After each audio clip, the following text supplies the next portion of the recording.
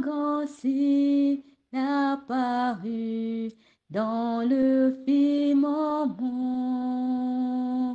Une forme vêtue de l'éclat du soleil.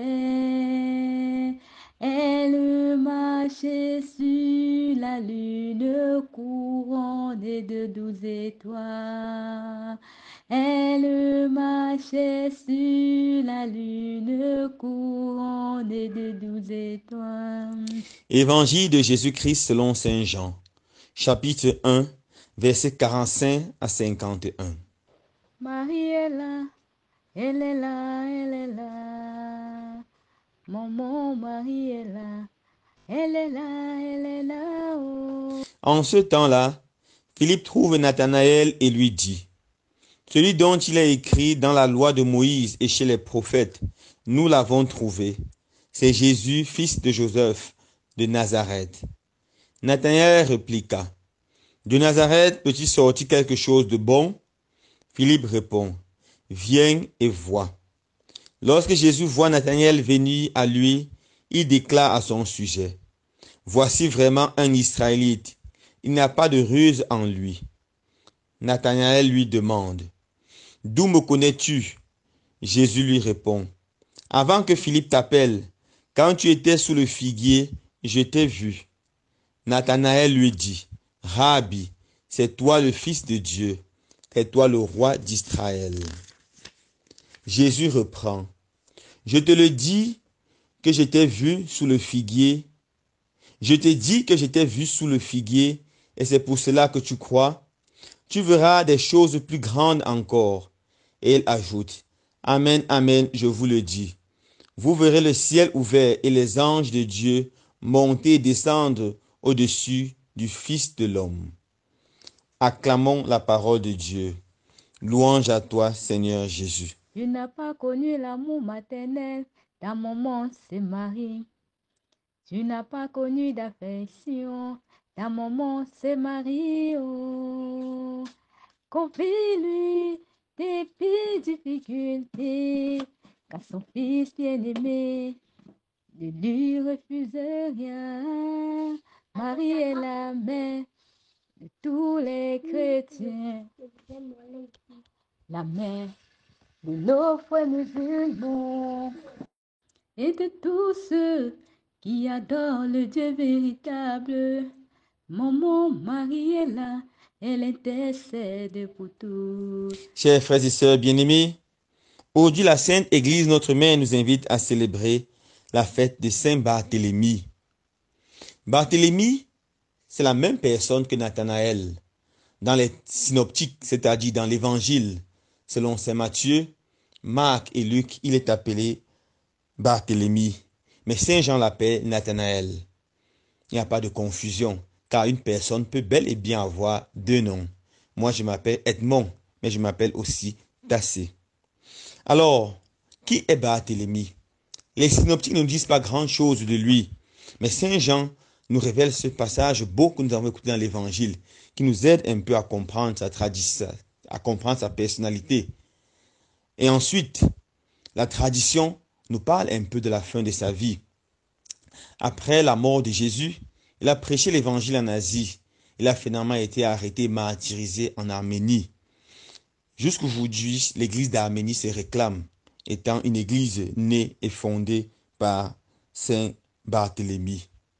C'était un amoureux extrême, un amoureux des Saintes Écritures. Alors, rentrons au texte d'aujourd'hui pour bien comprendre qui il est.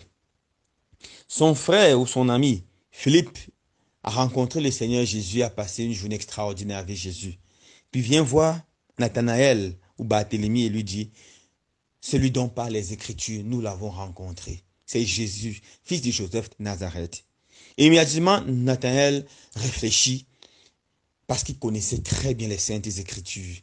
Et il se rend compte que nulle part dans la Bible, Nazareth est mentionné comme la ville du Messie. Moïse dit que le Messie viendra de Juda et les prophètes disent qu'il viendra de Bethléem. Alors Nathanaël pense que Jésus est né à Nazareth, mais il se trompe. Jésus est effectivement de la tribu de Juda. Il n'est né à Bethléem, mais il a juste grandi à Nazareth. Nathanaël dit jamais, il ne peut pas être le Messie. Mais Philippe, c'est un homme pratique. Il ne perd pas le temps des discussions inutiles. Il lui dit, viens et vois. Viens et vois. Alors Nathanaël fait confiance à son frère et il va, il rencontre Jésus. Il rencontre Jésus, il reconnaît en Jésus le Messie. Comment est-ce que Nathanaël reconnaît si facilement en Jésus le Messie? Parce que Nathanaël était un homme des saintes Écritures.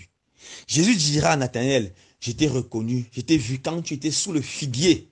Le figuier, c'était un lieu par excellence pour la méditation des saintes Écritures. Comme l'Israël, c'est un temps chaud, surtout en saison sèche, très chaud. Il y avait des figuiers, c'était des arbres qui résistent, des arbres qu'on retrouvait un peu partout.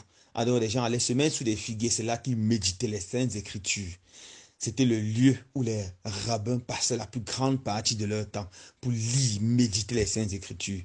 Nathanaël reconnaît rapidement le Christ parce qu'il est familier aux Saintes Écritures, parce qu'il connaît la Bible, parce qu'il connaît ce qui a été écrit du Messie. Saint Jérôme dit, ignorer les Écritures, c'est ignorer le Christ. Connaître les Écritures, c'est connaître le Christ.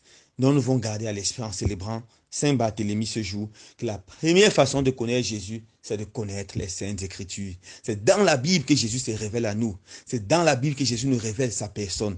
Il ne se révèle pas dans nos rêves comme nous allons souvent croire ou dans des songes et des visions souvent plus ou moins imaginaires. Il se révèle dans les Saintes Écritures. Deuxième chose belle, quand Jésus voit Nathanaël venir, Jésus dit, voici un vrai fils d'Israël. Il ne sait pas mentir. Hier, nous avons vu comment Jésus a condamné et fustigé les hypocrites et les pharisiens parce qu'ils sont des menteurs. Parce qu'ils professent quelque chose de leur bouche et ils vivent le contraire.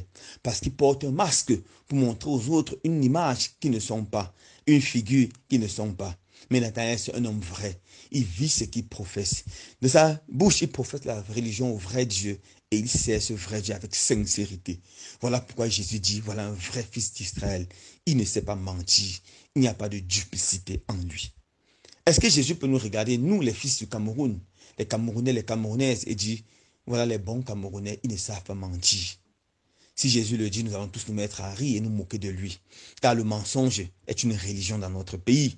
Car le mensonge est une religion dans notre vie. Les parents mentent, le père ment à la mère ment au père. Les parents mentent aux enfants, les enfants mentent aux parents. Le gouvernement ment au peuple. Le chef d'entreprise ment à ses subordonnés. Le peuple se ment entre eux. Les employeurs se mentent entre eux. Le mensonge est devenu normal. Non seulement qu'on ment de notre bouche, mais on vit, on s'installe dans le mensonge et on mène des vies de duplicité.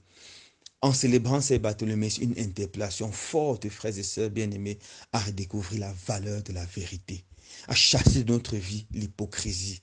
L'hypocrisie qui consiste à mettre les masques, à être transparent, à être tel que nous sommes devant le Seigneur.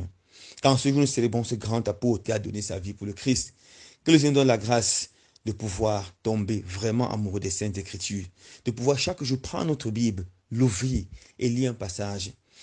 Et aussi que le Seigneur donne la grâce de pouvoir vivre dans la vérité, car Dieu seul est vrai. Et seuls les hommes qui vivent dans la vérité contempleront notre Seigneur face à face. Loué soit Jésus-Christ.